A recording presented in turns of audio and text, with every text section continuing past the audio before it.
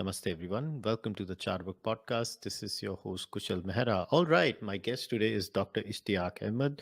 Dr. Ahmed is a professor emeritus of political science, Stockholm University.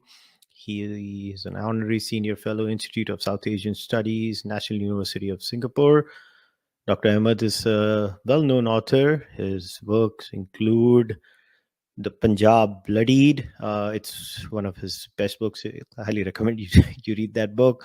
Then Pakistan, the Garrison State, Origins, Evolution, Consequences. But today we're going to be talking about a different book written by Dr. Ahmed. It is called Jinnah, His Successes, Failures, and Roles in History. Dr. Ahmed, welcome. Thank you very much, Kushal Mehra ji. I think you are also of Punjabi origin, aren't you? बिल्कुल हाँ जी मैं पंजाबी हाँ हाँ जी, हाँ जी, ठीक है जी, करो गल।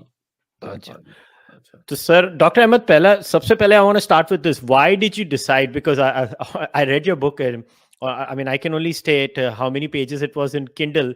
So I can't state how many pages it is in the hard copy. But in Kindle also, it's quite a few number of pages. So इतनी लंबी बुक लिखने के लिए आपको कितने सारी मशक्कत करनी पड़ी? तो आपने ये वाले टॉपिक पे क्यों सिलेक्ट किया?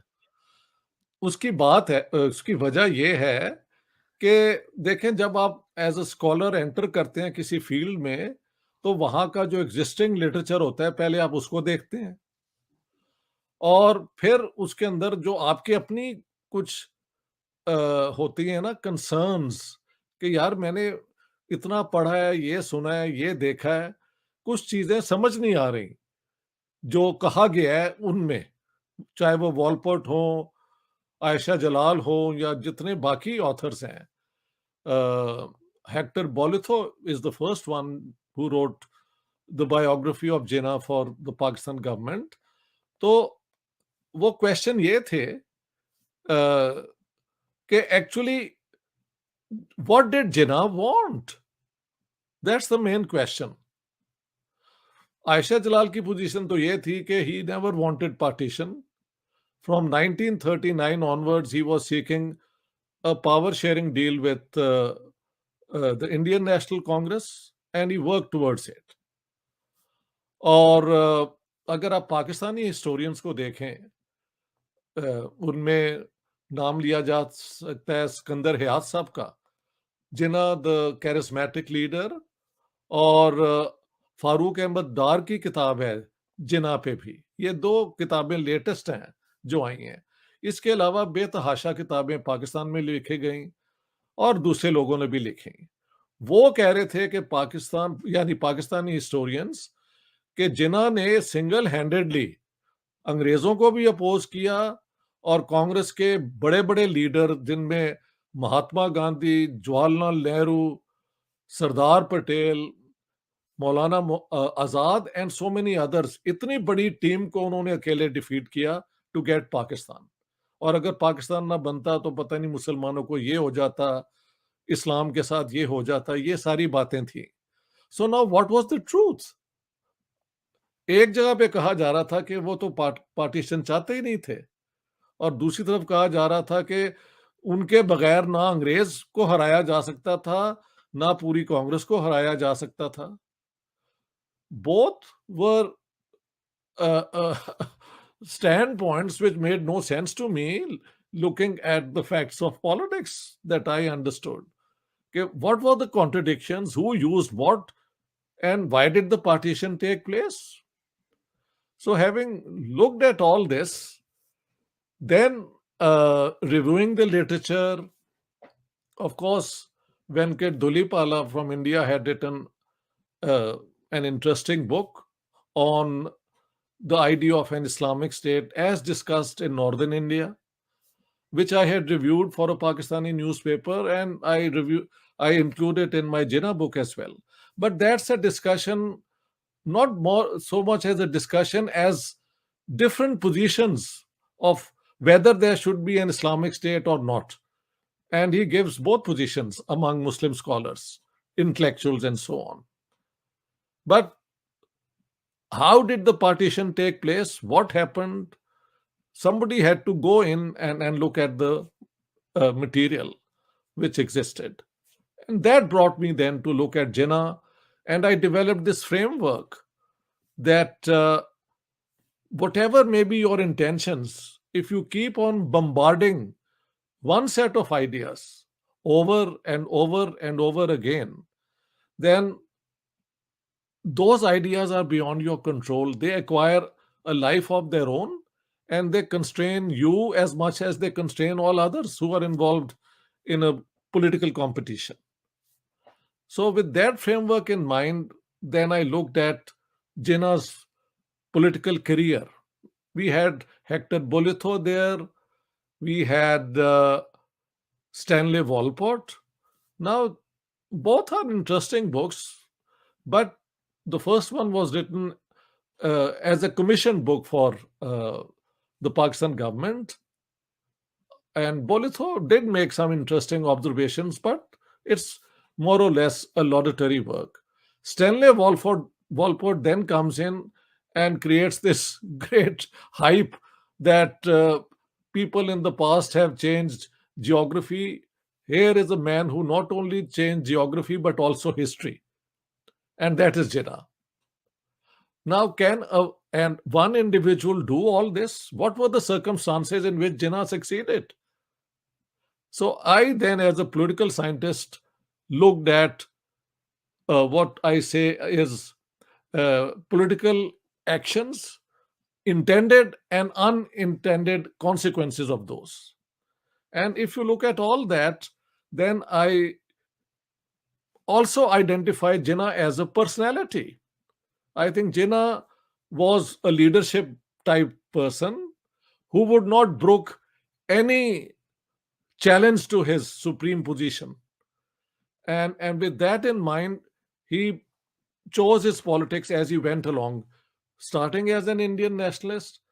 Then, having left the Congress for many years, he was in the wilderness, more or less, trying to organize the Muslim opposition or the Muslims as a community vis-a-vis the Indian National Congress. And in 1937, then, when after the elections, uh, the Congress ministries come into power, that's when Jinnah then comes forward and he tells the governor of uh, Bombay that from now onwards, I will be using communalism. What was the reasons for it? You see, in the 1935 Act and then the 1937 elections, the Congress swept the Hindu majority provinces, plus it had very strong support in the northwest frontier province, now called Khyber Pakhtunkhwa because of the Khudai Khidmatgar of Khan Abdul Ghaffar Khan and his brother Dr. Khan Sahib. Then in Punjab, the Punjab Unionist Party, which was an intercommunal party, had swept the elections.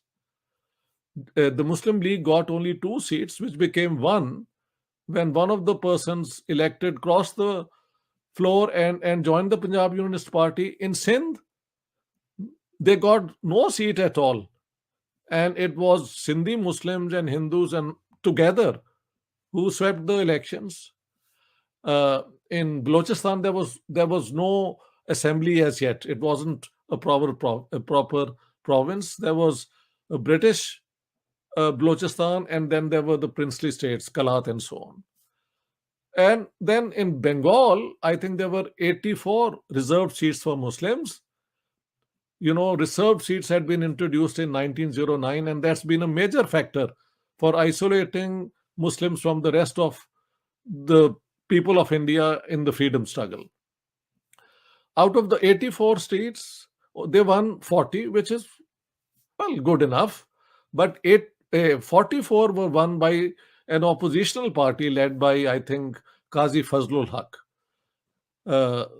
And then it did well in the Hindu majority provinces. But in the Muslim majority provinces, it was routed. So then the question is, how did Jinnah turn things round and get Pakistan in such circumstances? And then, if you have questions, I can respond to you, because in 1937, when the elections were over, Jawaharlal Nehru made two statements which are interesting.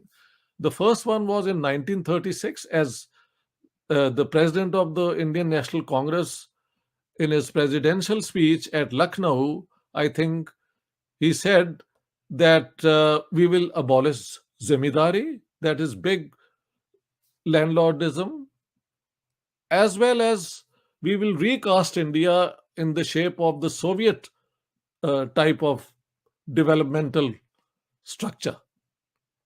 He simply meant that we will replicate the Soviet model in India.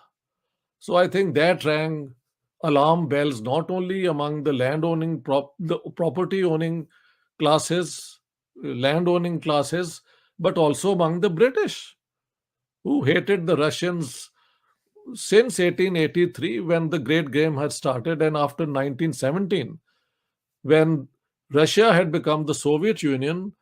The communist challenge for them was an anathema if that were to happen to India. So I think if you contextualize this, and and then after winning the elections, Nehru made a statement that there are only two powers in India, the British and in the Indian National Congress. Where then Jinnah comes and says there are four powers in India: the British, the Indian National Congress, the All India Muslim League, and the princely states. There is some confusion. Uh, Earlier, the historians were saying that there was a gentleman's agreement in UP that after the elections, there will be a coalition government of the Congress and the Muslim League, irrespective of the result. But once the results had shown that the Muslim League had been rejected in those provinces where Muslims were in a majority, allegedly the Congress then said, "Oh, no, but this is on record. This is not just a rumor or so. It's on record that the Congress decided that if the Muslim leaguers who had been elected in UP, for example, wanted to be considered for a ministerial position, they had to resign the Muslim League and join the Indian National Congress." At that stage, then I think Jinnah becomes pivotal, crucial, critical to what happened in history. He says that I'm going to use communalism, mobilize Muslims against Hindus, and demand the partition of India. So, from that time onwards, then there is this relentless struggle, especially, I would say, from March 1940 onwards until Pakistan is granted by the British. So, with that background, uh, as I've presented to you, I would welcome questions from you.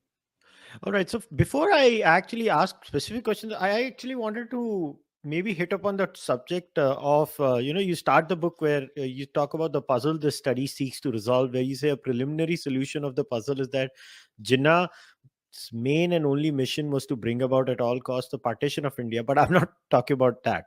I'm talking about the way you theorize and you study Jinnah's statement. So you talk about multiple areas where you talk about the Scottish thinker Thomas Carlyle and how he set forth, uh, a theory of the centrality of leadership, and you talk about other areas too, where you mention some of the objective conditions that are involved in studying a personality. So when you are looking at a personality from a point of view of hindsight, and you read their statements, so what are the theoretical tools that one can use when they're looking in, and how much of a consciousness that had how conscious should we be that look, we all come from a certain point of view and biases?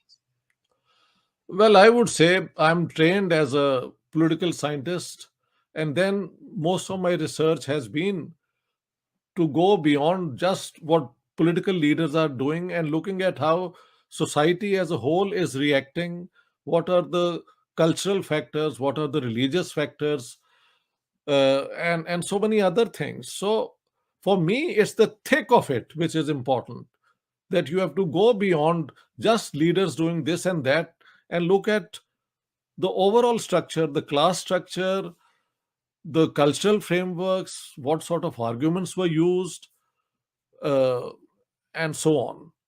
So, what I then do is that I argue that these are two extreme positions. Carlyle saying that individuals make history, and the other, which is on the other extreme, the reductionist position that it's only material factors which really determine the outcome. I said it's a combination of both, and I mention the founder of Russian communism before Lenin, uh, who came up with this theory, the role of the individual in history, where he says the individual's role is important, but you have to contextualize what is the class structure, what is the cultural framework, what is the historical situation at that time to understand how much a leader uh, could contribute with his qualities as a leader and how much the factors around him helped him in this or otherwise. So that's how I choose to look at Jinnah, you know, admitting that he was charismatic, admitting that he was operating as a lawyer, he had to win the case, and winning the case means coming up, conjuring up any argument which would get him the case uh, uh, um, granted by whosoever had the final powers, and that was the British. So then I look at the negotiations, and of course, the Congress commits many blunders. Second World War, it doesn't support the British. They go to, or Jinnah goes to the British.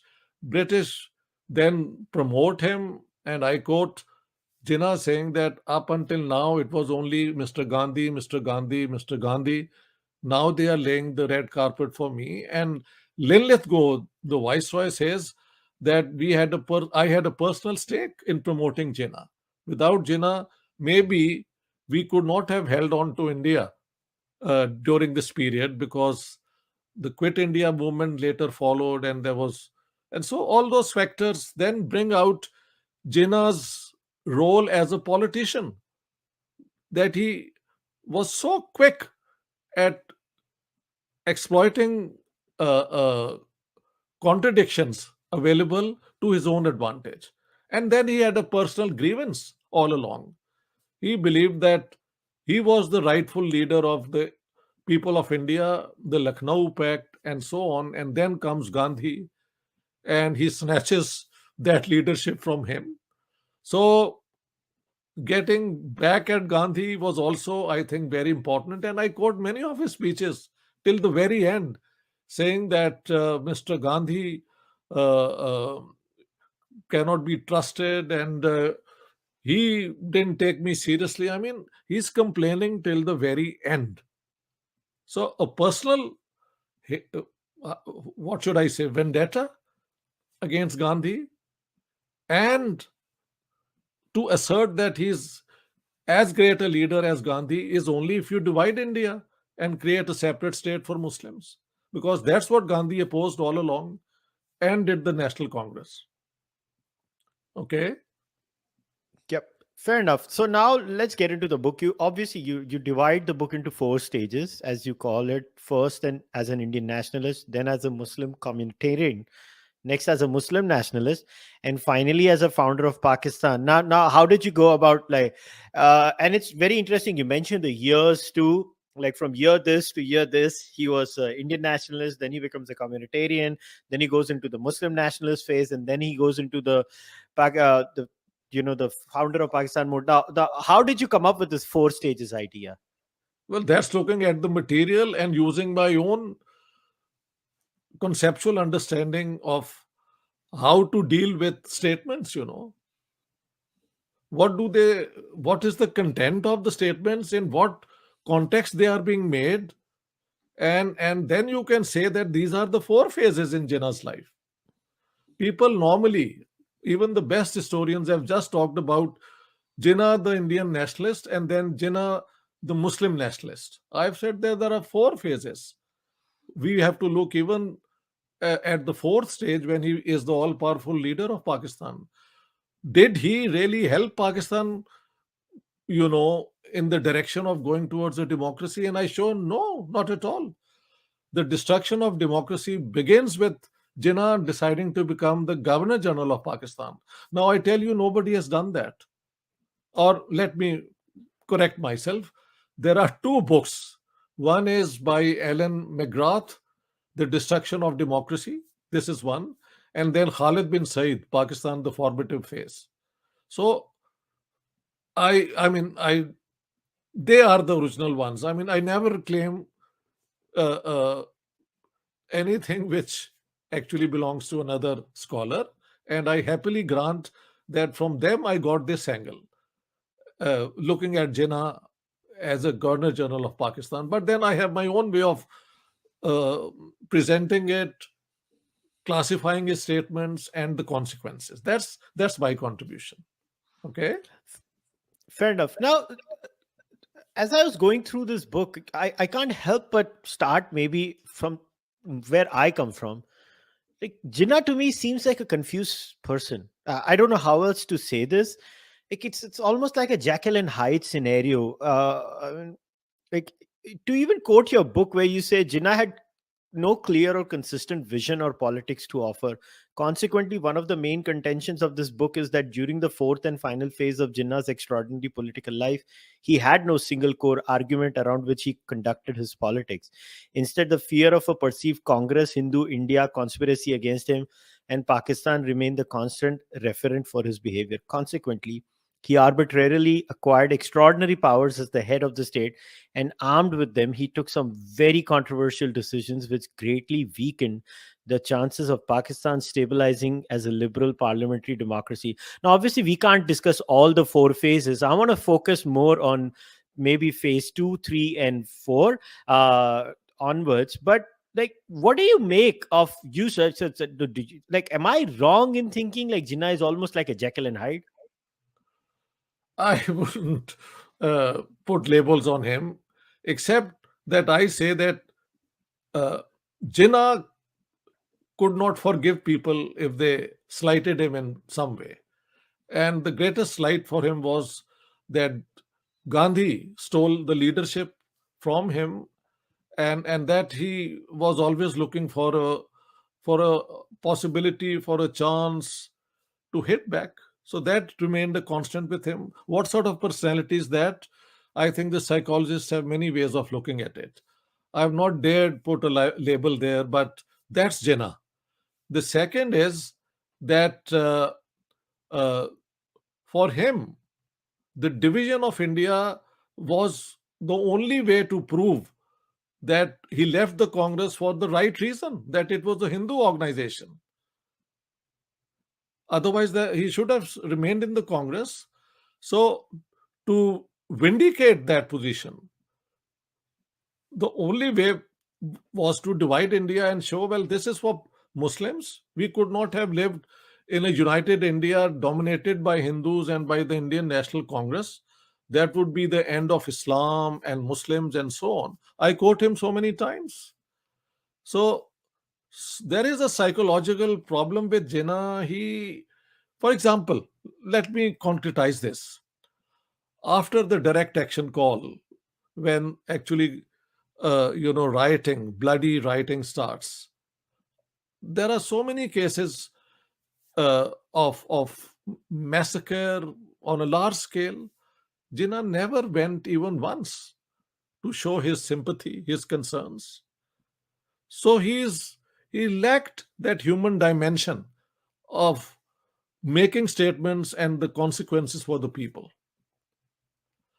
Whereas Gandhi was always there, Nehru was always there. Jinnah, of course, sent the Muslim League leaders. I think Liaquat Ali Khan went and a few others, but they always came back with just what had happened to the Muslims. But Gandhi and the rest were concerned about the lives of everyone who were affected during those riots. So for me, Jinnah then uh, is a very difficult personality. Whether he's uh, doc- what is Doctor? Jekyll and Hyde. What is the, I mean, term you used? Dr. Jekyll and Hyde. Basically, it's like Exactly. they're two different personalities all the time, and it's not like there is a consistent pattern, right? So from year this to this, he behaves like this. No, From I year don't this to think this, he behaves I like don't this. think he's a split personality. I think he's a very lonely personality, very determined with what he wants, and that is to be uh, uh, accepted as the greatest leader, and he works towards it. I don't find any charity in his actions, in his negotiations with the Indian National Congress or with the British. On all such occasions, once he had decided that Pakistan is the only way to get at the Congress and Gandhi, there is absolutely no sympathy in him for another way of looking at India. Let me give the example. In early January 1940, three leaders met in Bombay. At Jinnah's place came Dr. Ambedkar, the Dalit leader, and the leader of the Dravidians from South India, Mr. Periyar. And for 3 4 days, and there's even a picture which I found later on, where the three had met and discussed if they could form some sort of alliance against the Indian National Congress. It came to nothing. Jinnah told uh, Periyar that if you demand a Dravidistan, then I'll support you. And to the Dalit leader, he said, you have my sympathies. If you oppose the Congress, my sympathies are with the Dalits. But those two had come to Jinnah to form one party. Mahatma Gandhi then writes to him on the 16th of January 1940, and I quote that letter: My dear Qaid Azam, I address you as Qaid Azam because everybody addresses you as Qaid Azam. I don't like referring to Indian people as Mr. whatever. So, you are the only great leader who can form a national party of the same stature as the Congress and oppose the Congress, but for a democratic India where there is the Indian National Congress and then the three parties with a grievance against the Congress, the Muslims, the Dalits, and the Dravidians coming together and forming a party of an equal strength and both working towards uh, uh, a democratic but united India. And Jinnah rejected it. And that's just one example. As you go along, there are many other efforts on the part of the Indian National Congress and its leaders to woo Jinnah, but he wouldn't. So that's the way I look at Jinnah. That I don't think he had a personality which was at one point one thing and then another. I think it was one personality which just could not accept any opposition, and he was unforgiving. He was simply incapable of human charity, if you want to call it. What is interesting is this real problem he has with Gandhi. Like in the book, in the early phase, you talk about, in the 1920 speech when he was heckled, and at one point when Jinnah referred to Gandhi as Mr. Gandhi, the crowd shouted Mahatma Gandhi. Similarly, when he referred to Maulana Muhammad Ali as Mr. Muhammad Ali, the people started Maulana Muhammad Ali. Jinnah expressed disgust and walked out of the session, never to return to the Congress. Now, really, Jinnah really had an issue with Gandhi. Like, I mean, if it was this the very moment when things turned south, as they say, between the two of them? Absolutely, absolutely. It had been growing since 1915 when Gandhi comes back from South Africa and there's a reception by the Gujarati people where Jinnah, uh, uh, you know, delivers the welcome address. And Jinnah was extremely appreciative of Gandhiji's services to the Indians in South Africa. When Gandhi gets up to speak, He says, I'm greatly delighted, or something like this, that a Mohammedan leader is here, and I mean, we are together. Stanley Walport, his most famous biographer, says that that's when Jinnah felt that his stature had been diminished by Gandhi, who didn't recognize him as an Indian leader, but only as a Mohammedan leader. And then I wrote to Gandhiji's grandson, Professor Rajmohan Gandhi, and asked him if he could explain his grandfather's way of, addressing Jinnah. And he said, well, I don't know. But one possible explanation is that while in South Africa, Gandhi had the experience of working with Muslims, Hindus, Gujaratis, Punjabis, Tamils, everyone, Sikhs, vis-a-vis the white ruling class, uh, he was actually celebrating that, look here, we Gujaratis, Muslims and Hindus are together. And he didn't mean it as an affront to Jinnah, but Jinnah probably took it that way. So 1915 onwards, then there is 1917, I think, where he's heckled also by Gandhi's followers for speaking in English. They want him to speak in Gujarati. And the third one that you mentioned. That then becomes an obsession with Jinnah, that Gandhi has done all this to sort of conspire to take away the leadership from him. And since he was a Muslim and Gandhi a Hindu, uh, it was a Hindu Muslim case as well, not just personal, but also how the two communities were in terms of numbers. Absolutely. And what I find interesting is that, again, and you touch upon it in the book, where, Jinnah, in Jinnah's eyes, he was the senior of Gandhi, right? He was the Congress leader. It's almost as if Jinnah के मन में क्या चल रहा होगा, अरे मैंने यहाँ पापड़ बेले हैं, तुम कौन होते हो, तुम तो वहां साउथ अफ्रीका में बैठे थे, अपनी कर रहे थे, अब तुम आके मेरी जगह ले रहे हो, kind of a scenario, right? Exactly. This is what I've said. बाकियों ने कहा या नहीं कहा, मैंने तो बहुत जोर से कहा है. This is my way of understanding why Jinnah became so bitter and so unforgiving. He just didn't have that capacity to forgive, I think.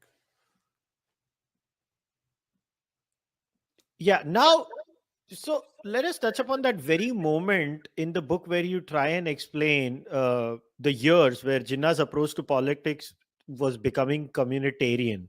Could you touch upon those a few incidents here and there, that what led to the change from the nationalist Jinnah to the communitarian Jinnah? Well, you see, after the Lucknow Pact, then there was a meeting where the followers of Sir Syed, who was opposed to Muslims joining with the Congress, had assembled, and they had expressed concerns that the Lucknow Pact would actually mean empowering the Hindus and the Congress. And Jinnah then made a statement that all such fears are groundless, baseless. The Hindus would never do it, and the Muslims are an important minority in two major parts of India. I mean, all that is there. So at that moment as well, Jinnah was a true Indian nationalist. And he remains so even at the time of the Rowlatt Acts, which the British has introduced after the First World War. The people were expecting, some move towards self-government, and the British introduced these draconian laws, which gave arbitrary powers to the state to arrest people merely on suspicion that they were conspiring to overthrow the legitimate government, as they said, of India.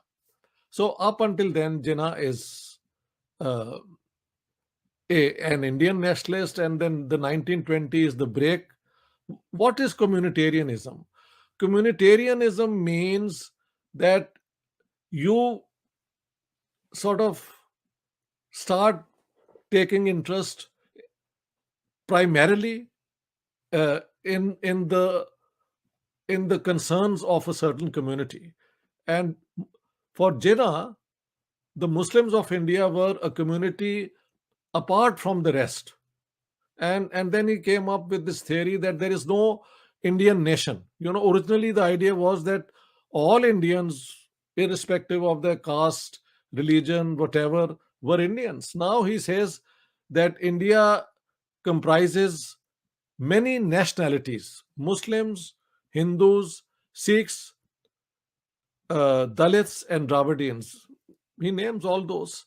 And he says that for such an India, to keep it united, very limited central powers, uh, uh, uh, you know, the central government should have simply those issues to take care of which the provinces can't, and that is defense and foreign affairs and maybe communications. All other powers should be vested in the provinces.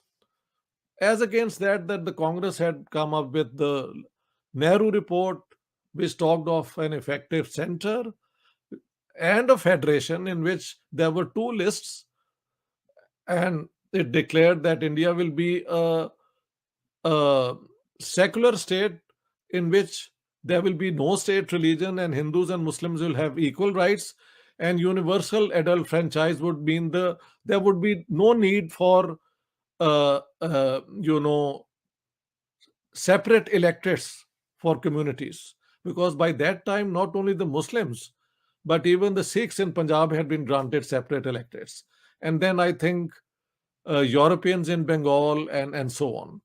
So there were then these two positions: a united India with an effective center, and Jinnah insisting that there is no Indian nation. There are all these nationalities with their very different interests, very specific concerns. And therefore, even if India remains united, the central government should have limited powers just to take care of defense and foreign affairs. Now, the two parties could not agree on that. And then I give many examples where efforts were made to bring them together, but none of those efforts succeeded until the 1935 Act and the 1937 elections. And Jinnah then leaves communitarianism on the side and says there are two nations in India: Muslims and Hindus. The others are national groups or nationalities. So there is even the way he describes the composition of the Indian population changes with all these descriptions. First, all Indians are one nation, territorially defined. The second is communitarian. There are many communities, and they are entitled to their own freedom in their provinces and so on. And in this third position, the critical position which leads to partition, is that there are two nations in India: Muslims and Hindus. The rest are nationalities and national groups whose concerns, cultural groups, and so on can be taken care of in a Hindu India and a Muslim Pakistan, things like this. So that's it. The third stage, and of course, then the fourth stage is, let me underline something which you said, that you read my statement on Jinnah that democracy was actually subverted by Jinnah deciding to become the Governor General of Pakistan, and he had no other argument, main argument, except that India is out to undo Pakistan. Now that has become the main focus of subsequent Pakistani governments even till today. So Jinnah's influence description of India as the main enemy conspiring against Pakistan is very much part of the way Pakistan sees its relationship with India. So Jinnah is there even today. Yeah, that's actually fascinating how you have put it. It's actually, I agree with you. Another thing that I found very interesting is how the role of the Muslim League also in the society keeps changing, as they were initially being criticized by the anti imperialist Muslims as just being an elite club. You have no say in society. Now, what do you think was the exact tipping point of the Muslim League being the be all and end all in terms of representation of Muslim interests? Well, it's when Jinnah meets Lilith Go after the Second World War and tells him, "Look, the only way you can keep the Indian National Congress at bay is to recognize the importance of the Muslim community and of the All India Muslim League as its sole representative body. Once you do that, then we will help you in the war effort." And that's when the Muslim League starts getting backing of the British. The British, even during the war, were not very clear actually whether they wanted India partition. This is another uh, thing we need to bring into our discussion. The British wanted a united India, loosely united, and so on, cabinet mission plan. But one thing more, that under treaty it should be uh, uh, under treaty it should join the British Commonwealth, you know, uh, for defensive purposes. It's only when they realize that the Congress may not be very amenable to such an idea that finally they throw their weight behind the idea of partition and grant Pakistan to Jinnah. Although Jinnah had been claiming that now from 1940 onwards, and Churchill was very sympathetic to Jinnah, I think. I quote some British author saying that in 1944, when Lord Wavell, the second last viceroy, went to England and met uh, Churchill said, "I want a bit of India." But a bit of India is one thing, but Churchill lost the elections. It could still have been a united India. But in the end, the British Army and that setup decided that partition is the best bet to create a frontline state armed with Islamic ideology and backed by British science. These are their words. In order to prevent Soviet communism, having a breakthrough in the subcontinent. Churchill is an interesting character, and you do talk about it, in your book. And I'm reading, obviously. In the case of India, Churchill considered Muslim leaders a counterweight to Congress' ambitions to self rule. Also, the fact that the Muslim soldiers of the Indian army had remained loyal and even fought the Turks during World War One convinced him that Muslims could be used at several levels to blunt the Congress-led freedom movement. Churchill was otherwise a typical ideologue of the white man's burden, as they say, which justified colonialism as an emancipatory intervention in Asia and Africa. In that sense, he was in the company of thinkers as diverse as John Stuart Mill and Karl Marx, though Marx had taken the dialectical position that the modernization taking place under British rule, which though thoroughly rapacious, had set in motion processes that would disintegrate Indian barbarism and medievalism. How nice of him! Would lead to the emergence of a new society through the free press, railways, industrial production, and so on. Now, this is the interesting bit. For Churchill, that would never happen or happen a very long time later in the future. During that period, continuous colonial rule was imperative to help Indians grow out of their infantile superstitions, fatalism, and narrow worldviews. Educated Hindus that had acquired progressive views and sensibilities. But Churchill was not far from the truth that the bulk of Hindus were conservative and wedded to the pre modern ideas and values. That was true of the Muslims as well. But Hindus demanded, politics demanded that this ire be directed only against Hinduism and Hindus. Churchill was a special character, wasn't he? A very special character. And I mean, I even quote an earlier book of his where he says that the Muslims are the greatest threat to Western civilization. They are not a moribund ideology, but something which can come to life anytime because they want jihad and want to dominate the world. But in the case of India, because the Muslims were a minority and the Hindus were in a majority, for him it was all right to support the Muslims vis a vis the Hindus. That's realism, or British cynicism, whatever you want to call it. I mean, that's how they looked upon the people of India, all of them. Yeah, I mean, which is why, I find this entire discussion, whenever Churchill is discussed, and And Indians are supposed to, and I'll go even one step further. Indian Hindus are supposed to be very kind to Churchill or something of that sort. I find it hilarious. I was like, क्यों भाई उसने ऐसा क्या किया मेरे लिए जो मैं उसकी इतनी मिन्नतें करूं?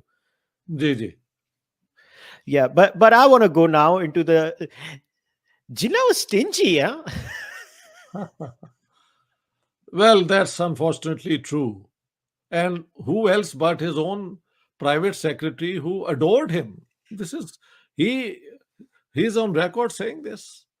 And there is something even more amusing or intriguing that the partition took place, millions of people were devastated, lost home and hearth, children were killed, women were raped, all that had happened. And yet, to the Indian High Commissioner, the first one, Sri Prakasha, Jinnah sent a plea to Nehru saying that, my Bombay house I built brick by brick and so on. Uh, Although in my Jinnah book, I didn't have that material in hand at that time, but subsequently I've acquired that as well, the whole text of Sri Prakasha's book. And in the Urdu translation and Hindi translation of the Jinnah book, this is being added. This has been added that he requested Nehru that not only he should retain the ownership, but that uh, this Malabar Road house should be rented out to Europeans, so neither Hindus nor Muslims of India. And he should get rupees 3,000 every month as the rent. So that's Jinnah. When it came to spending money, he never gave any donations. This is what his uh, private secretary tells us. And there are Yeah, many other cases as well. yeah. Yeah. Very sentiment. I actually wanted to know about this bit also. In your book, you say uh, Ambedkar and the Dravidian leader Ramaswamy Nayakar were disappointed and moved away from Jinnah. Ambedkar was later to express his disappointment in his major work on Pakistan. Now, obviously, you focus more on Ambedkar's views on Jinnah, but what were the circumstances that led these people away from Jinnah? As I said, in 1940 January, they met Jinnah. I think we have gone through it, where the three met to discuss if they could form some sort of coalition against the Indian National Congress, but it came to naught because Jinnah was not interested in communitarianism anymore. Yeah, Bringing that. these three, Yeah, yeah, I think we did not touch upon this fact. That's exactly what I wanted to yeah, hear from you. That it was basically the change in Jinnah, the personality itself. By the time they reached out to Jinnah, Jinnah was no longer a communitarian. He was a Muslim yes, politician. exactly. That's the first indication. No more communitarian. From that time onwards, he's a Muslim nationalist, Muslim communalist, and he declares it that that's the card I will play to achieve whatever political goal we decide for, and that was Pakistan. Yeah. Mhm. Now I want to focus the at least a good 10-20 minutes of our discussion on the post-partition Jinnah. Okay. Now, obviously, you did touch upon it that how Jinnah subverted Pakistani democracy. But can you maybe run us through the steps? How did he go about doing this in such a clinical fashion that the legacy remains till today? First of all, as Governor General, he he should have remained just a titular or ceremonial head of state and let the prime minister conduct the business of the state government. I uh, quote the fact that he made Mountbatten uh, amend the 1935 Act, or maybe even the 18 July 1947 Indian Independence Act, maybe both, to give him powers which not even the British viceroys had, when they were all powerful in a British India. And with those powers, then he dismissed elected governments. The first one was in the northwest frontier, and of the Khudai Khidmatgar and the Congress together. And if they were elected, they had a majority in the legislative assembly. The law and order was in a fine shape, but he acquired these powers and dismissed an elected government. He used the same powers against his own Muslim League government in Sindh, where the chief minister Ayub Khodu uh, was opposed to Karachi being made federal territory. He wanted it to remain part of Sindh, and Jinnah once again would brook no opposition. So Khodu was dismissed on corruption charges. How many of those charges were true or not, I have no opinion, but these were the charges laid against him. Then he goes to East Pakistan in March 1948 and tells the Bengalis, who were 55% of the Pakistani population, that Urdu alone will be the national language of Pakistan. And that's the beginning of the Bengali disenchantment with the Pakistan project. Already, when they had the first federal cabinet sworn in, the Bengalis were represented by one nondescript person called Fazlur Rahman. Nobody had heard about him. The Bengali Muslim heavyweights were all missing. So these three acts, for example, are indicative of uh, Jinnah acting in an autocratic manner, authoritarian manner. And he would preside, for example, over all cabinet meetings, and he took the important decisions with the cabinet and the Prime Minister Liaquat Ali Khan then just formally had to sign. So all this left a legacy, which was then used by the subsequent uh, people who took over. First, the civil servants, then came the first military coup in 1958, and then the story goes on and on. What I'm trying to show there is that once you undermine democratic practices and institutions, then in the long run, those institutions and their prestige is diminished. And even if there you find elected governments like Benazir and Nawaz Sharif in the 1990s, they were dismissed by the bureaucracy or the deep state, the establishment, easily, and replaced by another yani prime minister, Benazir by Nawaz Sharif by Benazir, and Benazir by, I mean, this is what happened uh, during this period. And then finally, I've said all this led to Pakistan uh, being a garrison state. Jinnah is responsible for giving this feeling that Pakistan is surrounded by India, out to undo it. So that's the idea of a garrison. You build Pakistan to defend itself. And internally, it means any opposition to the government is an unpatriotic act, and you become suspect in the eyes of the state for harboring ambitions to undo Pakistan. And that's what the political record is up until now. Look at Imran Khan. He says that the government now in power is an imported government. When he was in power, uh, the opposition said that he is the selected prime minister. So, democracy in the sense of one man, one vote, free elections, multi party system has never uh, um established itself firmly in Pakistani politics. I want to take you back to this incident. You took Mountbatten's name, so I want to read a quote. Mountbatten's anger is vividly captured in the following remark about Jinnah, and I'm quoting. He is suffering from megalomania in its worst form, for when I pointed out to him that if he went as a constitutional governor general, his powers will be restricted, but as prime minister, he really could run Pakistan. He made no bones about the fact that his prime minister would do what he said. Quote, in my position, it is I who will give the advice and others will act on it.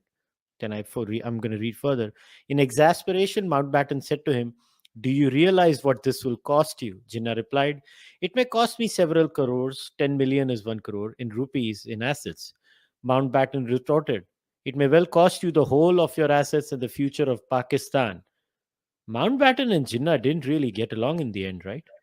No, because the understanding was that Mountbatten will be the Governor General both for India and Pakistan during the partition. When it is completed, then things will change. Huh? But at the last moment, uh, Jinnah decided to be the Governor General of Pakistan and told Mountbatten, and I'm sure Mountbatten was very angry when he heard this, that this role has been denied to him. And of course, this warning that Jinnah could become the prime minister and strengthen the parliamentary democratic system was a very wise advice that he was giving. But Jinnah had decided to become the all powerful Governor General of Pakistan with the consequences that we have just discussed. This could be my last segment. So let us talk about the speech, the very famous Jinnah speech, which is touted as, his proof of Jinnah's vision for a secular and democratic Pakistan. Now, you've done a content analysis of Jinnah like nobody else has. Now, my problem is that why is that one speech bandied about every time and shown as if that is it, that's the Jinnah, that's the final version. I mean, I call it quote mining. I've heard this word from many other people, and everybody seems to be mining that one speech and quoting it around every time. But I mean, the truth, the proof of the pudding is in the eating. Jinnah was way more than that, just one speech, right? Actually, I quote Jinnah subsequently several times where he goes against this whole idea of Pakistan being even remotely a secular state. Because remember, 11th August is when he's elected as president of the Pakistan Constituent Assembly. But the Constituent Assembly of Pakistan is actually inaugurated, which is official, on the 14th of August, where Mountbatten comes as the representative of the King Emperor, you know, to take part in the ceremonies. And Mountbatten gets up and says, "Well, you have your own state now, and you have had great leaders like Akbar." And uh, Jinnah gets up and corrects him that, well, Akbar is all right, but the real inspiration and the real model is Prophet Muhammad, who first defeated Jews and Christians and then treated them admirably. So once you bring the state of Medina back, with which Imran Khan is doing now all the time, it's Jinnah who does it. Then he writes a letter to the leader of the Akhwanul Muslimin, or the Muslim Brotherhood, Hassan al Banna, saying that please send us a scholar who can tell us how to make Pakistan an ideal Islamic state. On the 25th of January 1948, Jinnah addresses the Karachi Bar Assembly and tells them that people ask me what is the constitution of Pakistan. The constitution of Pakistan was granted 1300 years ago. It will be democratic, Islamic, and all that. Then Jinnah also established only one department, and it's called the Department of Islamic Reconstruction, which was given instructions to advise the government on how to make Pakistan an ideal Islamic state, an ideal Islamic educational system, ideal Islamic economic system, and so on. And then I think it's in July or June, because after that he became very sick. At the inauguration of the State Bank of Pakistan, he says that we don't want any ism, red or yellow.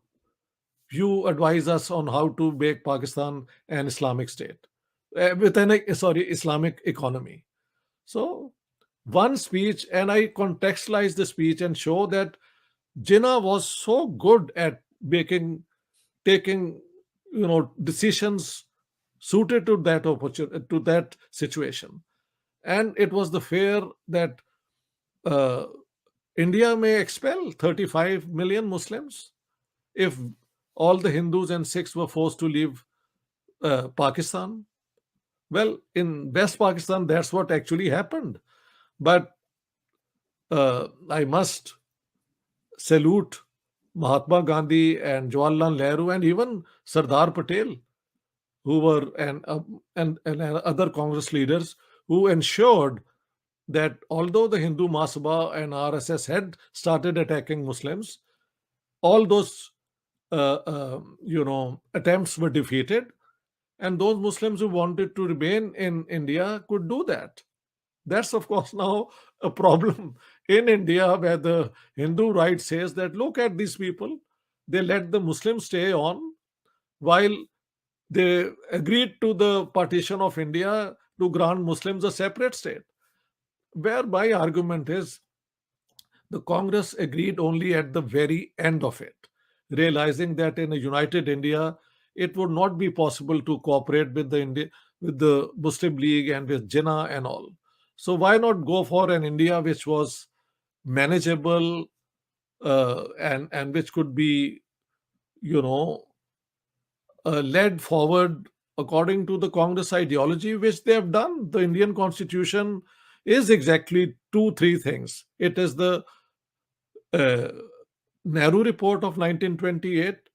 It is the 1932 Pune Pact between Mahatma Gandhi and Dr. Ambedkar through the reservations, and the fundamental rights of 1931 at Karachi are also part of the constitution, although they are not enforceable. But they are a source of inspiration. And there's another thing which is now a problem in India. In 1931, the Congress also passed a resolution that for the personal law of minorities, uh, they would grant these exemptions, from all other human rights and so on. So at that time they had to do it, because if you wanted the anti-imperialist Muslims like the Jamiyat-e-Ulama Hind to support you, you had to grant them something which was Islamic enough, and that was personal law. But when Jinnah, or sorry, when the Congress and Nehru did it, it was in good faith that once India is independent, they will reform all personal laws and the Muslims will join in. That didn't happen.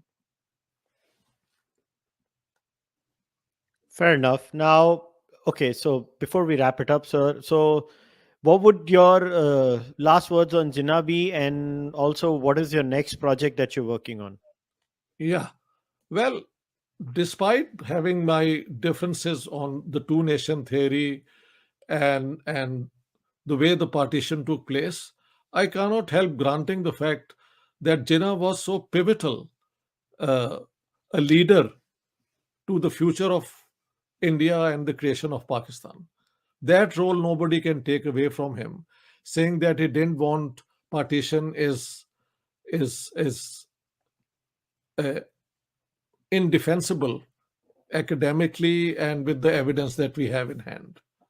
He was important. He was central to getting Pakistan for good and bad.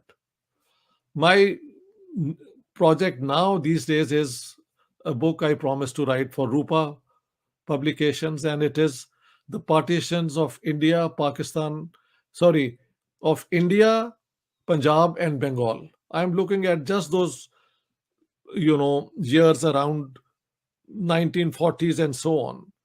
What the different leaders said, what the different political parties had their stand, the Hindu Mahasabha, the RSS, the Muslim League, the Indian National Congress, the Sikh parties. Then there were several Muslim parties like the Ehrar, and so that's the new book that I'm working on. All right, Dr. Ahmed, thanks a lot for coming on the podcast. I had a great time reading your book. It is a very new perspective. It's a refreshing perspective, and thank you very much for coming, and wishing you all the best for all your future endeavors. Thank you very much. I enjoyed talking to you. I've done this many times, but each time something new happens, and it depends on the person who's actually interviewing you or discussing with you. So thank you very much for your inputs. That's very kind of you. All right, guys, we'll wrap today's discussion up. Once again, in the description of the podcast, when you go and check the description below, you will see the link to purchase this book. I would recommend not only you buy this book, you should buy the other books, especially the one on Punjab that Dr. Ahmed has written. As far as I'm concerned, you know the drill. You can subscribe to the Cārvāka podcast YouTube channel, or you can go on iTunes and Spotify, wherever you listen to this, or become a YouTube member or a Patreon subscriber, or buy the merch or send your donations to UPI. I will see you guys next time with another interesting guest. Until then, namaste, take care, bye bye.